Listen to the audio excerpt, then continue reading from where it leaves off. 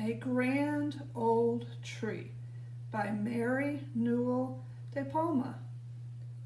Once there was a grand old tree.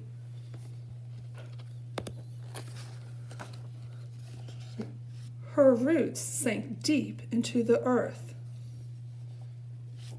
Her arms reached high into the sky.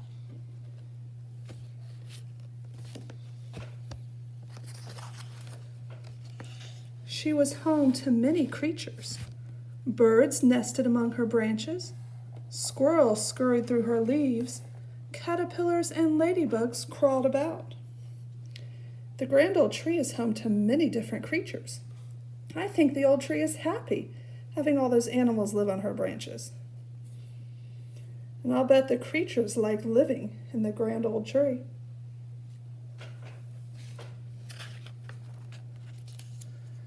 The grand old tree flowered.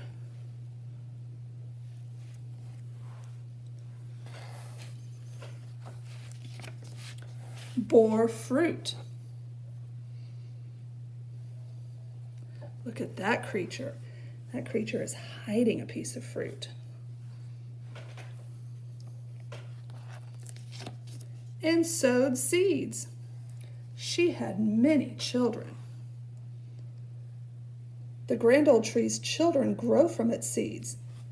How many children do you think this grand old tree has?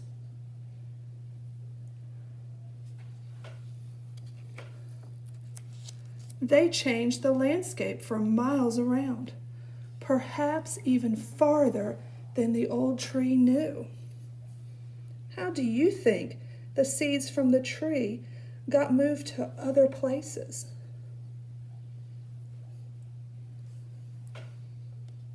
Do you think the birds moved the seeds?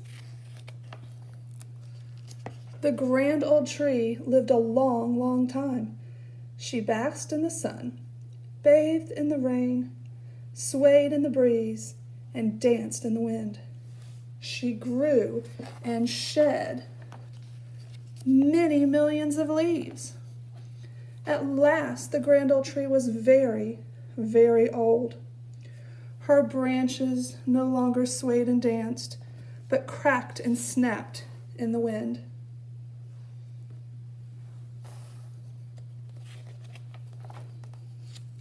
And finally she fell, and snow gently covered her.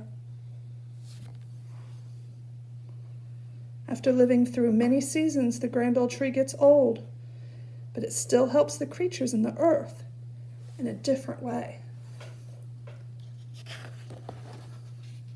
The old tree died. She no longer flowered, bore fruit, or sowed seeds.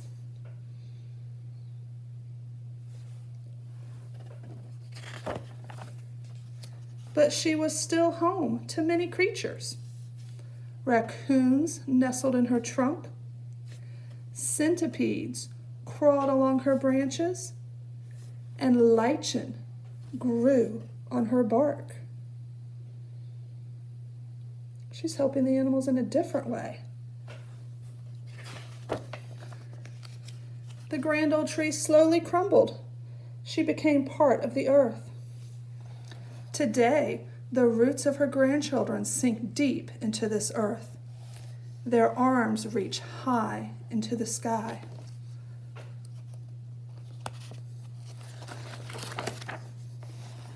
And they are home to many creatures.